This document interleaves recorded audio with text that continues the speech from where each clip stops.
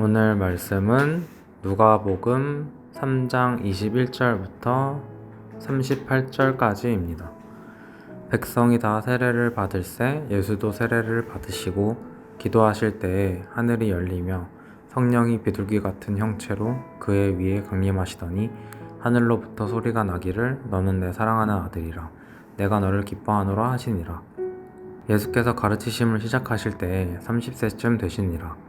사람들이 아는 대로는 요셉의 아들이니 요셉의 위는 헬리요, 그 위는 맏다시요, 그 위는 레위요, 그 위는 멜기요, 그 위는 얀나요, 그 위는 요셉이요, 그 위는 맏다디아요, 그 위는 아모스요, 그 위는 나움이요, 그 위는 에슬리요, 그 위는 낫게요, 그 위는 마아시요, 그 위는 맏다디아요, 그 위는 서머인이요, 그 위는 요색이요, 그 위는 요다요, 그 위는 요하나이요, 그 위는 레사요, 그 위는 스룹바벨이요, 그 위는 스알디엘이요, 그 위는 네리요, 그 위는 멜기요, 그 위는 앗디요, 그 위는 고삼이요, 그 위는 엘마담이요, 그 위는 에르요, 그 위는 예수요, 그 위는 엘리에서요, 그 위는 요림이요, 그 위는 맏다디요, 그 위는 레이요, 그 위는 시므온이요, 그 위는 유다요, 그 위는 요셉이요,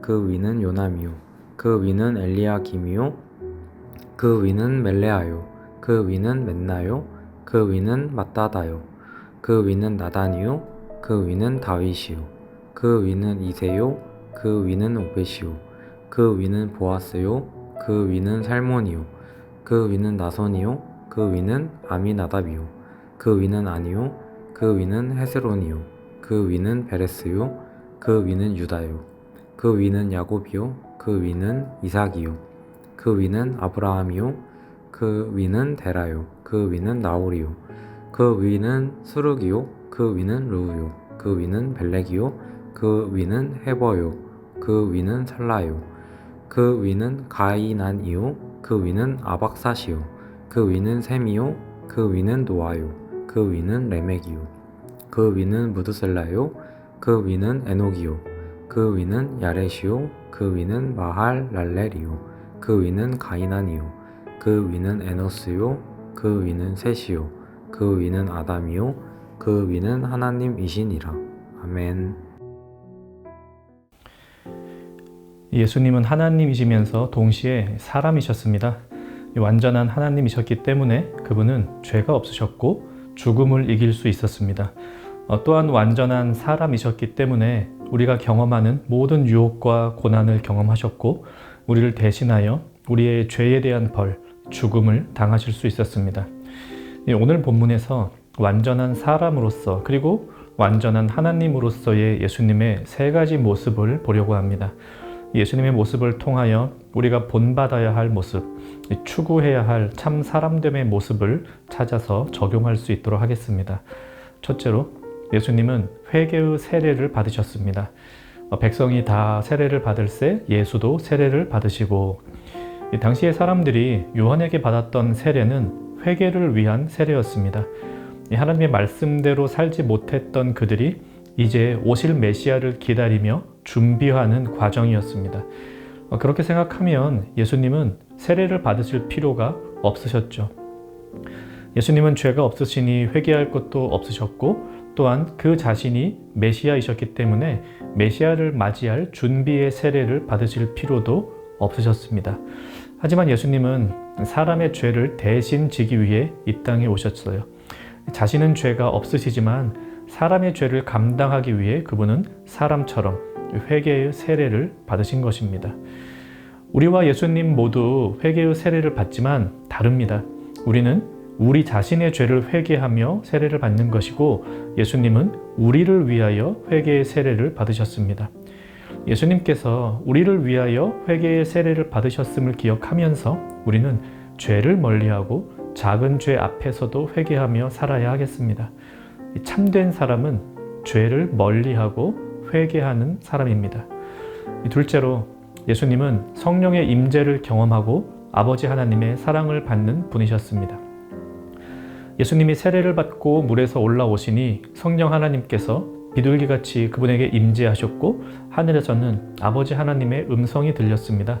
너는 내 사랑하는 아들이라 내가 너를 기뻐하노라.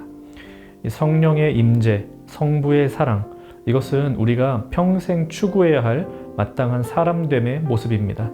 사람은 성령의 충만한 임재 안에서 아버지 하나님과 친밀한 사랑을 하며 살아가야 합니다.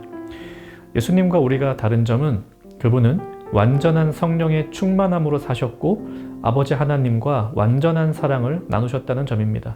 우리는 성령 충만을 간구하지만 100% 성령의 인도하심을 받으며 살지는 못합니다.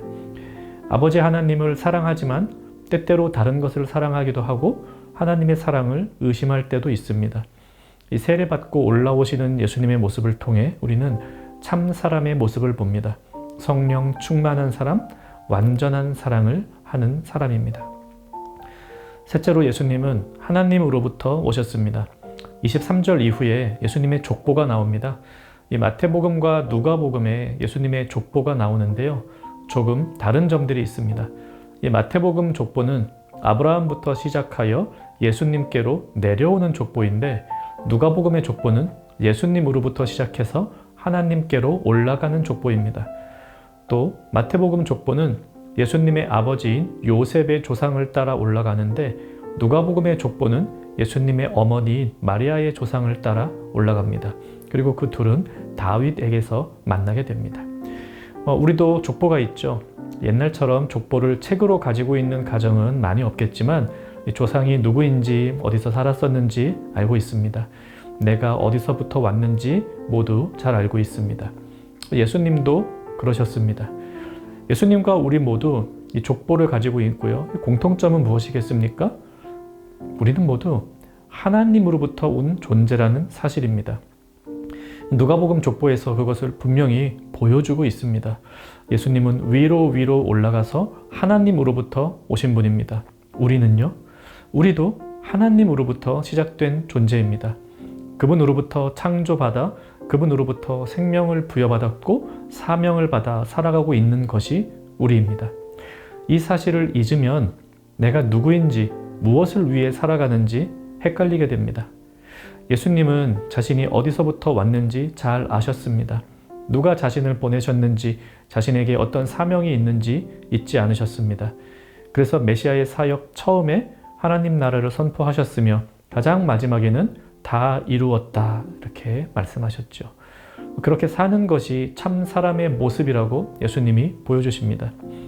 우리는 하나님께 생명과 사명을 받은 사람이니 하나님을 위해 살아가야 하는 사람입니다.